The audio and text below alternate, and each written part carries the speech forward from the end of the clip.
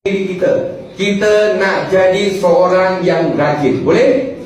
Saya nak rajin. Sama-sama.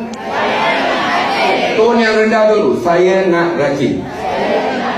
Saya nak rajin. Saya nak rajin.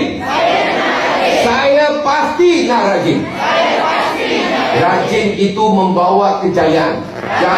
Rajin itu boleh bawa rizal.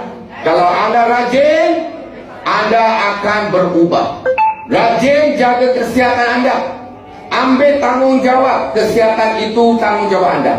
Mencari pendapatan adalah tanggungjawab tuan-tuan dan puan. Bukan tanggungjawab orang lain. Mencari pendapatan adalah tanggungjawab tuan-tuan dan puan. Menjaga kesihatan adalah tanggungjawab tuan-tuan dan puan. Mulai hari ini ambil tanggungjawab. Jangan serahkan tanggungjawab ini kepada sesiapa. Tapi mereka-mereka ini, anda kena tahu mereka ada juga keperluan dan masa mereka. Jadi penting pada hari ini, dalam DST ini, saya mahu anda ambil tanggungjawab untuk menjaga kesihatan anda, menjaga keuntungan dan income pendapatan peribadi anda. Dan saya nak anda rajin bersama dengan perahu. Dan saya nak anda tahan lasak dengan perahu.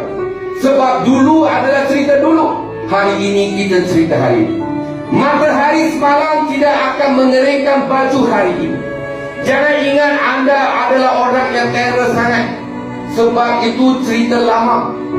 Cerita lama umpamanya adalah matahari semalam yang tidak boleh mengeringkan baju hari ini. Hari ini kita berubah, masa depan kita akan bertambah baik. Saya nak anda rajin dan saya nak anda bertahan lasak. Dan saya perlukan anda mempunyai satu hala tuju yang jelas, yang anda ada berjiwa untuk menjadi seorang jutawan baru dalam perahu.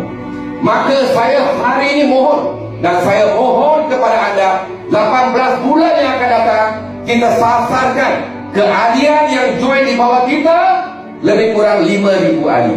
Macam mana jadikan 5,000 ahli ini? Kita akan ikut sistem 141 dengan mantap, dengan dahsyat, dengan tekun, dengan rajin sekali. Kita make sure kan sistem ini akan kita pegang. Dan akhir sekali, saya nak anda jadi insan-insan yang pecah rekod peribadi. Saya nak anda pecah rekod peribadi anda, bukan pecah rekod orang lain. Jangan dengki dengan orang lain, jangan cemburu dengan orang lain. Kita pecah rekod kita. Kita pecah rekod kita.